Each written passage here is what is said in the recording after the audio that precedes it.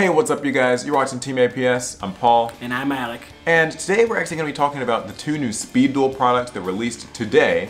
That is, the new booster pack, Scars of Battle. Scars. And also, Ultimate Predators featuring Weevil and Rex. So, normally we would just be like, oh, okay, let's open this pack and just show you guys what's in it. But a lot of people have been asking us, hey, can you explain what Speed Duels are to me? How do I get into Speed Duels? Where do I play? What is it? And so, we're making a video where we're actually going to catch you up to speed on Speed Duels. Yes, so an overview of what Speed Duels is, because I do think a lot of people don't know and it's a lot of fun. So, what is Speed Duels really?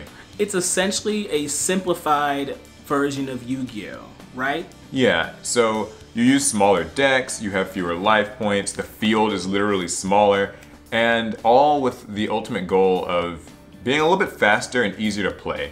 And just because it seems to be less of things and smaller than other things, it does not mean you're not getting that pure Yu-Gi-Oh experience. I think actually my favorite part about Speed Duels is the fact that it's so easy to pick up and play, the cards are really cheap, you can throw a deck together very quickly, and I mean if you have like, oh, we gotta go somewhere in like 15 minutes, you actually have enough time to get a quick Speed Duel match in. And if you have a group of friends that you like to play with, well, you're in luck because the starter decks, they all come with multiple decks in them. Yeah, it's so easy to build things. I mean, we've literally like had house tournaments here with like Trell and Larry and Alex, and we all just have like one or two different decks and we rotate. It's a good time. Always. And also I like it because it's based more so on the anime. All of the decks and skills, which we'll get into, are based on characters like Yugi, Joey, Kaiba. So it's faces you recognize. The cards are from the older card pool of Yu-Gi-Oh for the most part. Yeah, for the most part, we're still in like the first season. Yeah, so simpler effects, nothing, crazy. If you don't like those cards that have like a paragraph, then you don't have to worry about reading a whole lot. Yeah, now there are some key differences from the TCG, so let's talk about those. The first, most stark difference is fewer zones. Yeah, the Speed Duel mat is similar to a traditional Yu-Gi-Oh game mat, but we cut off the sides, essentially. You only have 3 monster card zones and 3 spell and trap card zones. And you still do have your field spell zone, that's still there. Yeah, you can still have an extra deck, though it is limited to only 6 cards. And at first you start thinking, oh man, only 3 zones, what am I gonna do with that? It actually adds an interesting layer of strategy to the game, and balance. Like, I found myself in situations where I clog up my field. Your opponent's never gonna be able to make like some crazy unbreakable board with like 5 monsters. The most you'll have to deal with is 3. And it does balance things out somewhat. They can't make, crazy, like all 4 of these different face-up spell and traps that don't let you play. You can only have 3 of them. You can only have 3. So if they set a trap and play an equip card, well, they have 1 spot to use. Also, you have smaller decks in this game. So the minimum deck size is 20 cards as opposed to 40 cards in the traditional TCG, and the max is 30 as opposed to 60. And this is not just a great storage solution, it also changes up the way we play the game. Yeah, 20 card decks have a very different feel. You start, by the way, with only 4 cards instead of 5 in your opening hand, and your hand size limit is 5 instead of 6. Anyway, I think that the smaller deck size changes things because you can run up to 3 copies of cards still, but you'll oftentimes find that maybe only running 2 is really all you need. The rules of what's considered, I guess consistency hasn't changed. However, the rules of at what number you run things at, that's gotten tough. Yeah, it's really tricky, and I've also found that Speed Duels is one of those things where sometimes running more than 20 cards is far more acceptable than what most people would say about running more than 40 cards in normal Yu-Gi-Oh. Very true. Because I mean, the difference between 20 and 21, at least in Speed Duels, is not that great. Yeah, that's true. The next difference is, well, fewer life points. Yeah, so in normal Yu-Gi-Oh we have 8,000, but in Speed Duels, we're down to 4. So I think this was part of the anime inspiration here because, they usually have 4,000 life points. It can be a little bit tricky. It's obviously meant to make games go by faster, and it does. Yeah, you take 1 big hit and you've essentially just given up the game. Now, of course, because of the simplified, slower strategies in general, there aren't going to be any OTKs or FTKs, not really. But yeah, like you said, I mean, if you take 1 attack, you're already sometimes close to 2,000 life points. Things like piercing damage really matter in this game.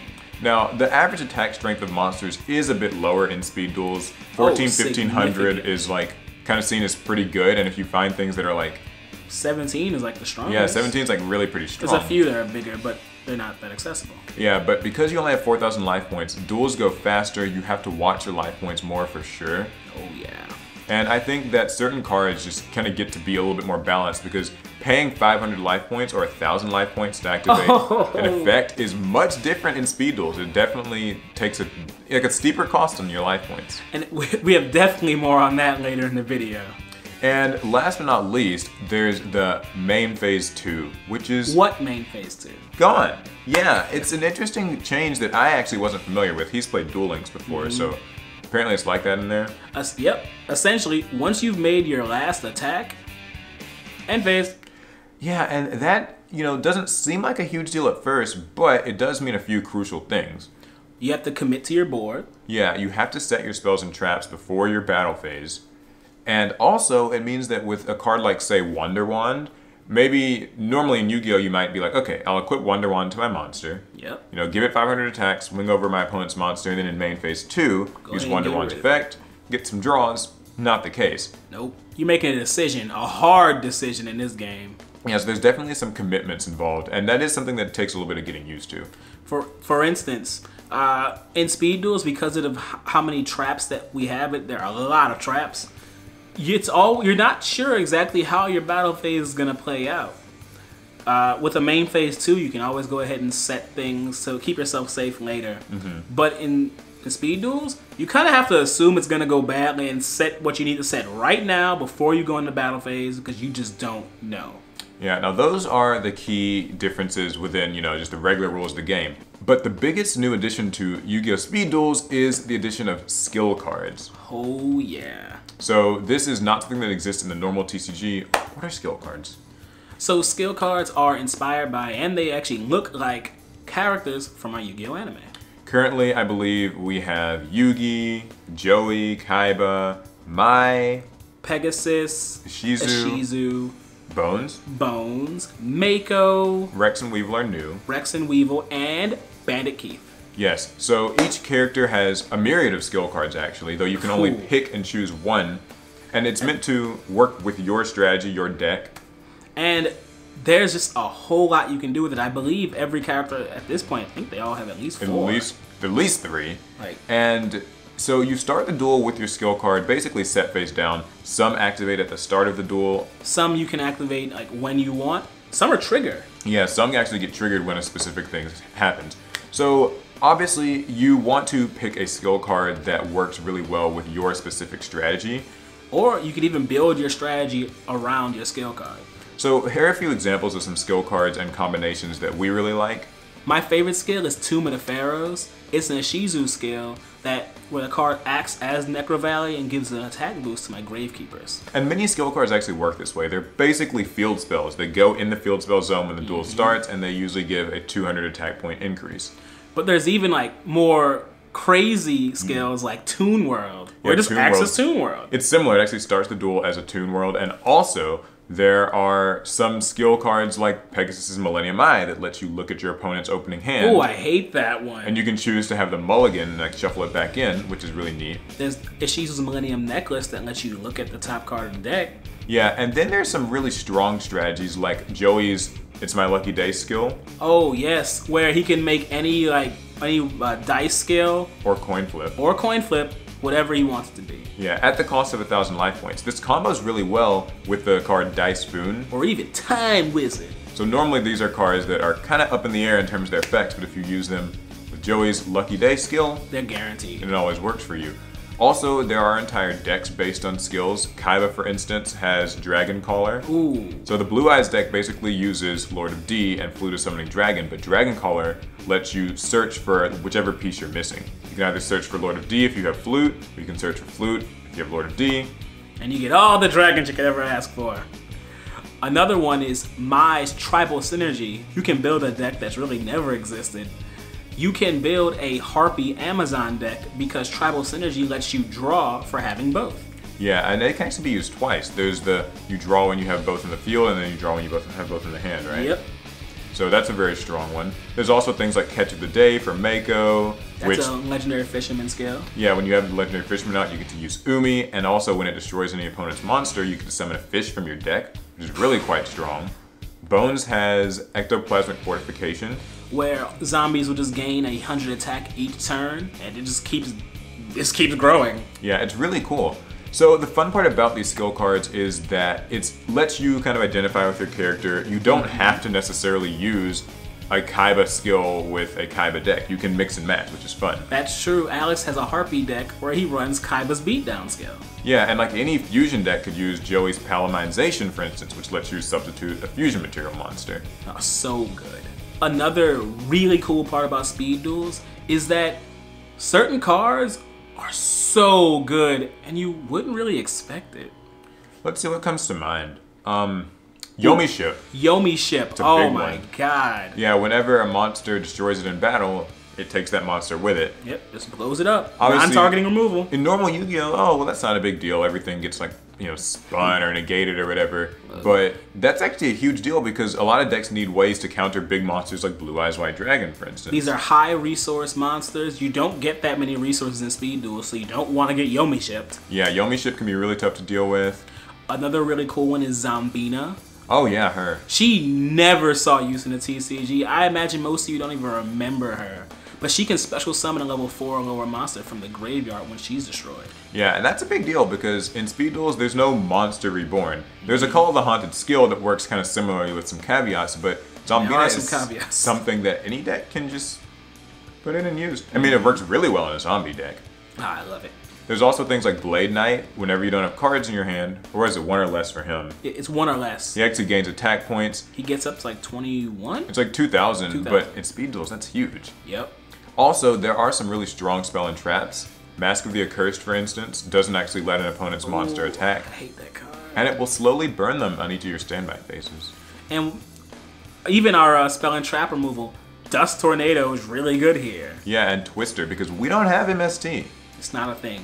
As we'll get into here in a bit, Night Beam is also coming out now. But because there's no instant, just best spell and trap removal card, you kind of got to make a choice. Like Twister, for instance, is a quick play spell, so you can get rid of a troublesome field spell as soon as you draw it. But it has to be a face-up spell, so you can't really snipe a trap. On the other hand, Dust Tornado has to be set first. So it's a little slow, but you can react to, well, anything. Yeah. So I think that that spell and trap removal thing is really interesting because it means that there's not just a best thing to play. Some decks even have more specific ways of getting rid of things. So there's like Stamping Destruction for the Blue Eyes deck. And if you're making a hard call for like a deck, you can run like Ready for Intercepting. Yeah, that's the one that... It can flip down a warrior or a spellcaster. Oh yeah, that's a really good way to counter here. a lot of things. Things like Relinquished or Dark Magician, for instance. And there's so many other cards that come to mind. I mean, a lot of traps like Windstorm of Ataqua, Kunai with Chain. We even have 7 Tools of the Bandit, though I'm not sure you want to pay a life points. And Magic Jammer's in the game too. Yep. We've got Michizuri. It destroys cards whenever monsters attack. So there are a lot of things that have simple effects that would just be too slow to work in normal Yu-Gi-Oh! But in Speed Duels, they're just fast enough. Yeah, they're very deadly sometimes. So, Scars of Battle came out just today, and it changes the Speed Duels game in a lot of ways. Several different decks are going to be getting some cards that they can use, and there are new staples getting introduced as well. Ooh, like one of my favorites, Dekoichi. Oh yeah, the Battle Chanted Locomotive. So, it's a flip effect monster that lets you draw when it's flipped.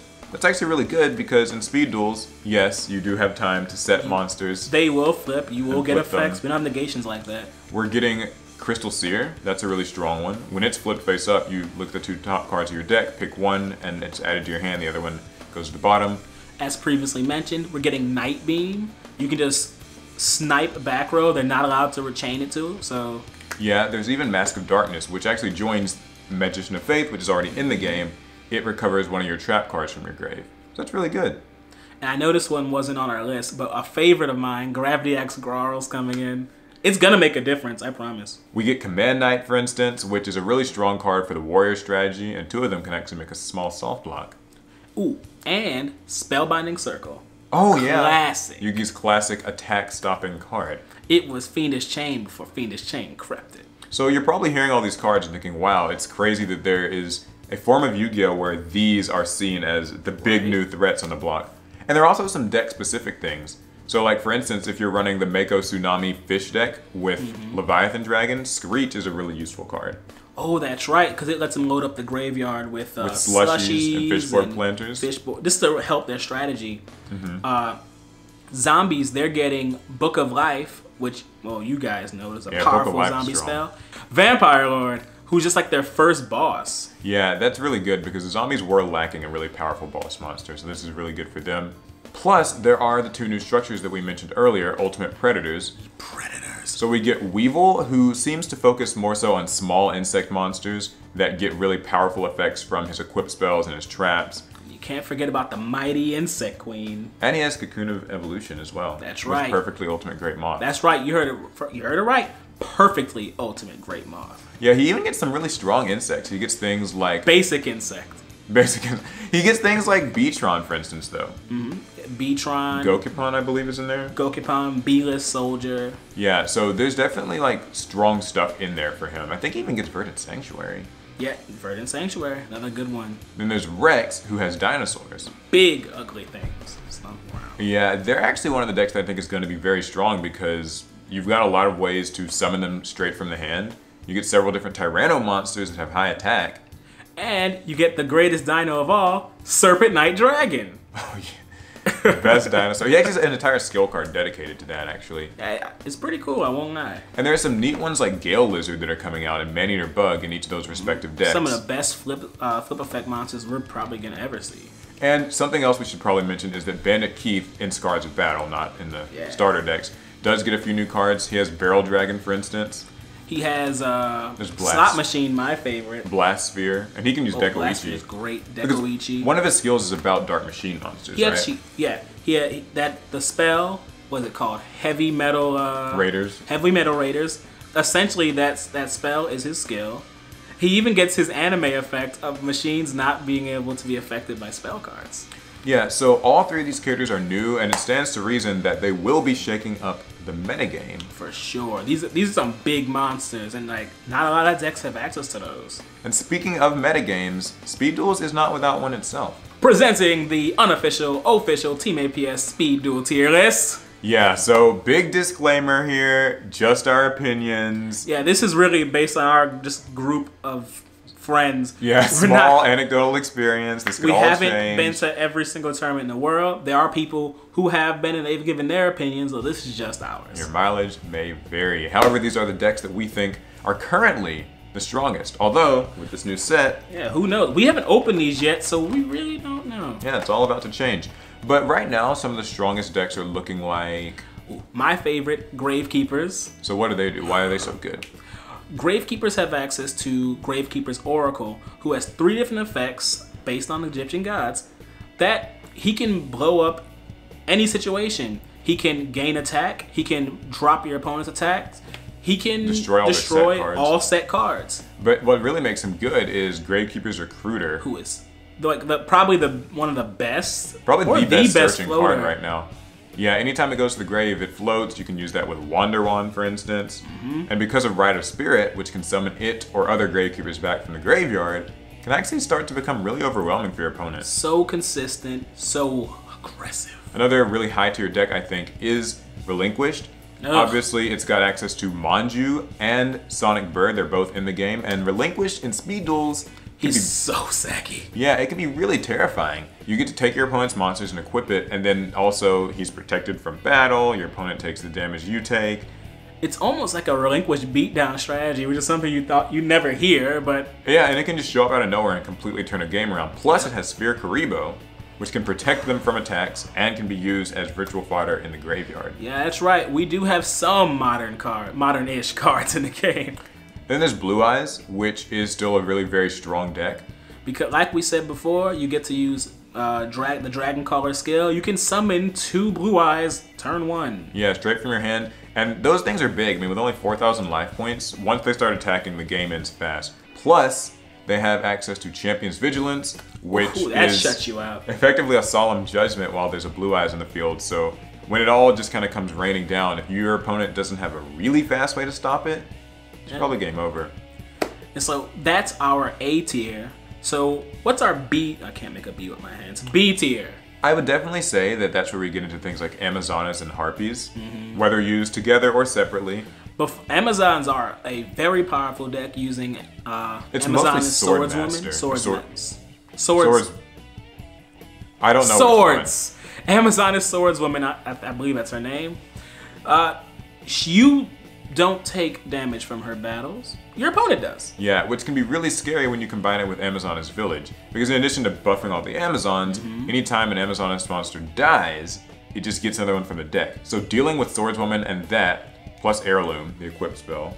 Heck, you could even mix in the card Half Shut, which can cut her attack in half, so your opponent takes some real damage. Yeah, it's really tough to actually deal with the strategy unless you can directly deal with Village first. And then have some type of way, like maybe Yomi Ship, to get rid of Swordswoman. As overwhelming as Blue Eyes can seem, it can be a lot easier to just swing your Swordswoman into a Blue Eyes, and then they lose. Yeah. And also, the Harpy deck is very strong thanks to Harpy's Hunting Ground. You can very quickly blast opponents' Vakra away. They even have access to Elegant Egotist. Which, when they open multiple of that, it doesn't even feel like a fair game anymore. Yeah, Harpy Lady 1 can power them all up. They all just flood the field, and that can end really quickly. I've seen Harpy Lady 3 lock up monsters just as a way of just stopping you from doing things. The Mako strategy is really strong. It can actually be played in two different ways. You can focus on Legendary Fisherman and his Catch of the Day ability. It's really fun to slam into monsters or hit directly and then summon like a Yomi Ship to defend yourself with later. Or you can use the Leviathan Sea Dragon strategy, which nukes the board when it gets summoned. All you have to do is send everything to the graveyard and turbo them out.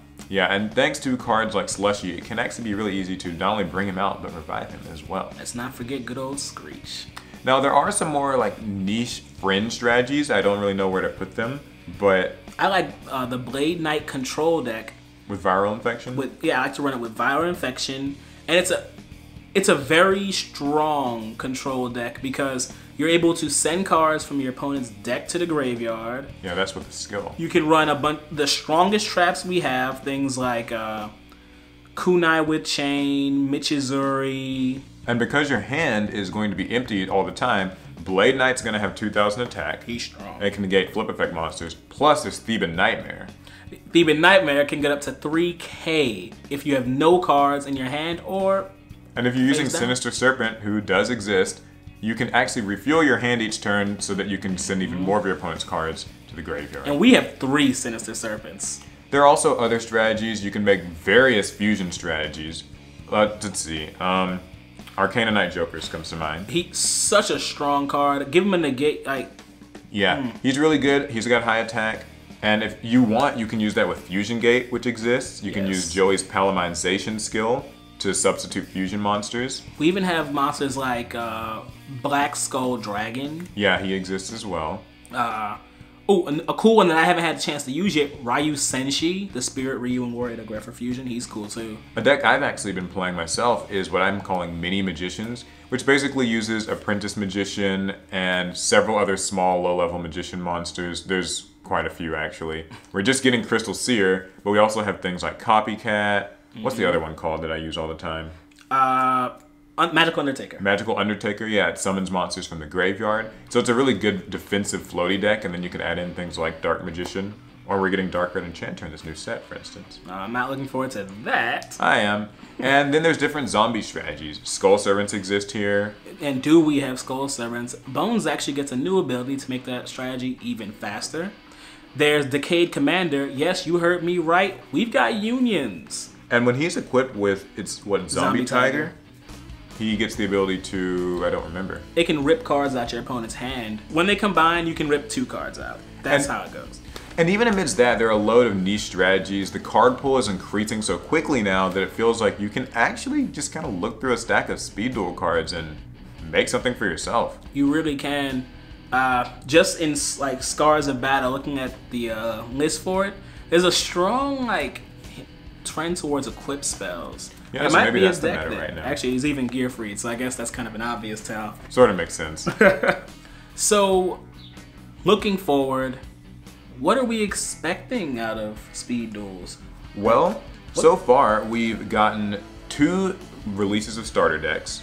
We got the Ancient, Duelists from the Past, and Duelists of Tomorrow. That's what we started with. And now we're getting Ultimate Predators. We've also had 3 different pack releases now. And each of those packs introduced a new character.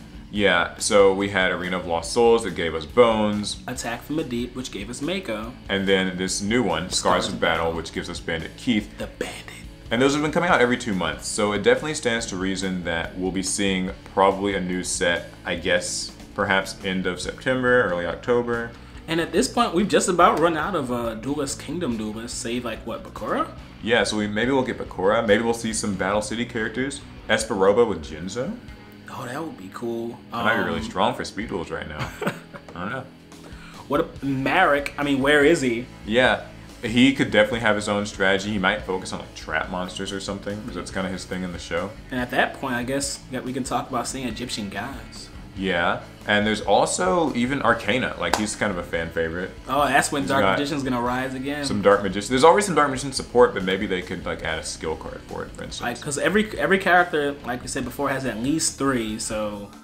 Yeah, and of course, there's also the possibility of a ban list in Speed Duels. Because as noted in like Konami's what was it called, the rule update? Yeah, there's tournament policy. They said there's no ban list yet. Yeah, currently we don't have a Yu-Gi-Oh Speed Duels ban list. Right now, you can run every single card at 3. And I mean, would you say that right now there's something that like feels ban worthy or limit worthy? No. Yeah, not right now. I would say I'd agree. Not really. But eventually, I mean, this is a game. Something's gonna happen, and we will eventually have to deal with it, right? And I'm most interested in seeing where tournament support for Speed Duels goes in the future. We have seen Konami have some initiatives. The last Yu-Gi-Oh Day. There was the last Yu-Gi-Oh Day. They gave people skills and there's a special Bones mat. I'm so jealous. I didn't get it. There's also OTS packs. We've actually had 2 now. And they reprint some of the more popular cards like Ultra Rare Rarity, which is not a thing. Ultra Relinquished is like $50 right now, which is insane to me. Come on, guys. Bring it down. And I think that they're also doing special Speed Duel tokens at like some public events, maybe at like the last Comic-Con I heard, so that might become a thing. And there really have just been this more tournaments in general. I think all of our latest major tournaments have, like TCG tournaments, have had a Speed Duel like public event, like at YCSs and stuff. I really want to see it more supported. I want to see them cover it more like they've been covering, you know, main events. We have been getting more live streams. Yeah, so if we could get like some real publicity for Speed Duels, that would be great. If you guys are actually interested in finding out more about Speed Duels, I'm going to have a link in the video description that takes you to the main page. It explains everything. It's got more on the rules, more on events. And if somebody wanted to start a Speed Duels community, like where they are, at their locals maybe, what would you suggest? What's your advice? Just buy like 1 or 2 copies of the starter decks. I mean, look, we're all Yu-Gi-Oh players. You put cards in front of us, you know, we'll at least give it a shot. I think that's the best thing about it. It really is. Like, it's so cheap that you can just grab starter decks. They don't cost much, and then everyone can just have things to play. It's really fun. It can be tough to get, you know, competitive players to be interested in it, but I really want this to like be something people give a try. It's fun. You won't regret it. And that just about covers everything there is to know about Speed Duels. I guess you could say you're officially up to speed on Speed Duels. Yes, so hopefully you guys will give it a try. If you want to buy some cards, obviously you can go to your local Walmart, Target, card shop. Or you can even go to tcgplayer.com. Yeah, channel sponsor, of course. Use the link in the description if you buy anything from it. It does help us out. Let us know, what have your experiences with Speed Duels been? How it goes if you try to maybe start a local scene. What character are you waiting for in the game? Yeah, and what decks have you been building? If you join our Discord server, we actually have a Speed Duels channel on it, for instance, where you can talk about stuff. So, yeah, it's gonna be it. If you like the video, yeah, thumbs up. Subscribe, of course, for more Yu-Gi-Oh! And we'll see you guys in the next one. Pass turn.